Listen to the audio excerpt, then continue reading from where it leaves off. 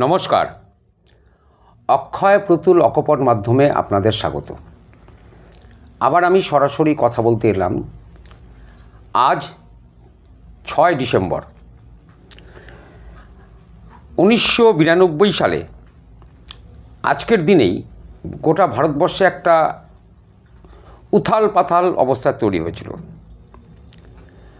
আমরা সকলেই কম বেশি জানি যে 1992 সালে 6 ডিসেম্বর কর সেবকদের দাপাদাপিতে এবং তখনকার বিজেপি নেতৃত্বাধীন লালকৃষ্ণ আদবানির নেতৃত্বে উত্তরপ্রদেশের অযোধ্যায় বাবরি মসজিদ ধ্বংস করা হয়েছিল। বক্তব্য বিষয় একটাই ছিল যে ওই বাবরি মসজিদ যেখানে আছে সেখানে আগে রাম মন্দির ছিল। সেই সময় এই 6 ডিসেম্বরের ঘটনার পরিপ্রেক্ষিতে গোটা দেশ গোটা বিশ্বের বিভিন্ন প্রান্তে একটা সাম্প্রদায়িক অস্থিরতা তৈরি হয়েছিল। তারপরে আমাদের রাজ্যসহ বিভিন্ন রাজ্য সেই সাম্প্রদায়িক সমস্যা তৈরি হওয়ার সময় তদানীন্তন পশ্চিমবঙ্গের মুখ্যমন্ত্রী জ্যোতি বসু তার সরকার থাকাকালীনও বিভিন্ন এলাকার শান্তি বজায় রাখবার জন্য বা সাম্প্রদায়িক দাঙ্গা যাতে না ছড়ায় সেই কারণে তিনি গোটা বাংলাকে বন্ধ ঘোষণা করেছিলেন তারা ক্ষমতা থাকাকালীনও। একটা পরিস্থিতি আস্তে আস্তে কন্ট্রোলে আসে।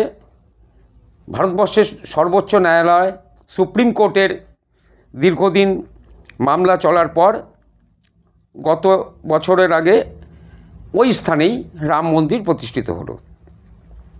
এটা নয় ধর্মীয় বিষয়, রাম মন্দির প্রতিষ্ঠিত হলো সেটাও ঠিক আছে, কিন্তু মূল সমস্যা যেটা ভারতবর্ষ গোটা বিভিন্ন দেশে যে উগ্র সাম্প্রদায়িকতা বা উগ্র ধর্মীয় মৌলবাদ যে সমস্যা তৈরি করে সেটা সুশিক্ষিত সভ্য সমাজে সেটা কাঙ্ক্ষিত নয়।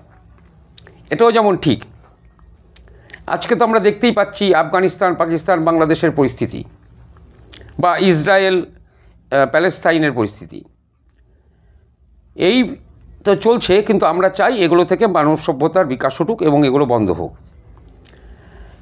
আবার এদিকে ভারতবর্ষের একটি অঙ্গরাজ্য ওড়িশা রাজ্যে দীর্ঘ 24 বছর বিজেডি নবীন পট্টনায়কের বিজেডি ক্ষমতায় ছিলেন।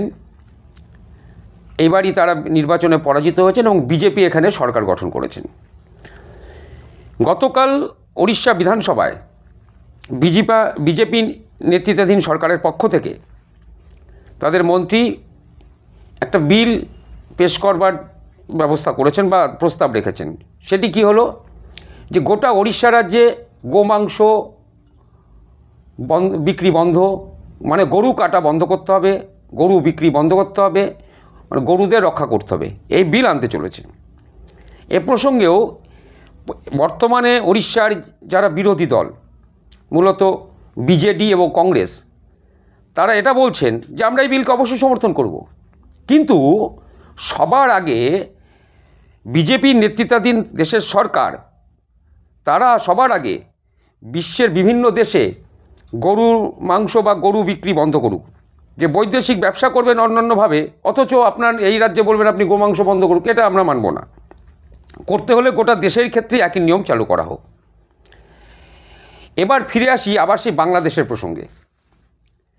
দেখুন আজকে বাংলাদেশের বর্তমান পরিস্থিতি পশ্চিমবঙ্গবাসীকেও খুব উদ্বেগে রেখেছে। কারণ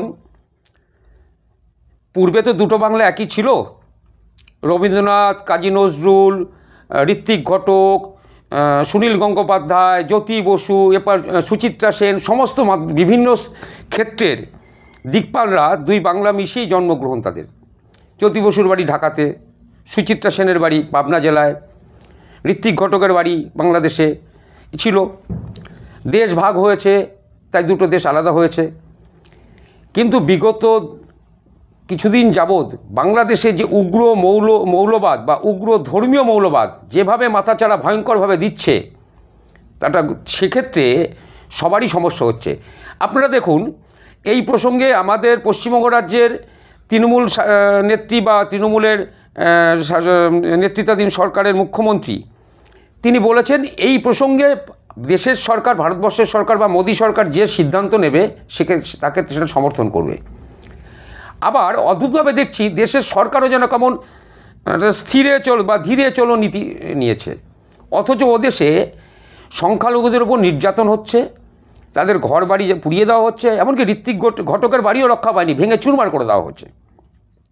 কিছু কিছু ক্ষেত্রে যারা মুসলিম ধর্মাবলম্বী সাধারণ মানুষ তাদের উপরও অত্যাচার চলছে, যারা শান্তির পক্ষে।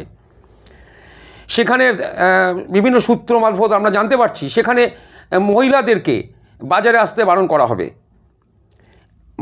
মানে আরও মানে ভয়ঙ্কর অবস্থা। বিভিন্ন ক্ষেত্রে যে সমস্ত ধর্মীয় নেতাদেরকে বিনা মামলায় বা বিনা ইয়েতে জেলে পুরে দিয়েছেন, তাদের ক্ষেত্রে যাতে মামলা লড়তে না পারে প্রায় 51 জন আইনজীবীকে তারা মারধর করে হসপিটালাইজ করে দিলেন। অন্য ধর্মের বিভিন্ন কলেজের অধ্যাপকদের তারা মারধর করছেন।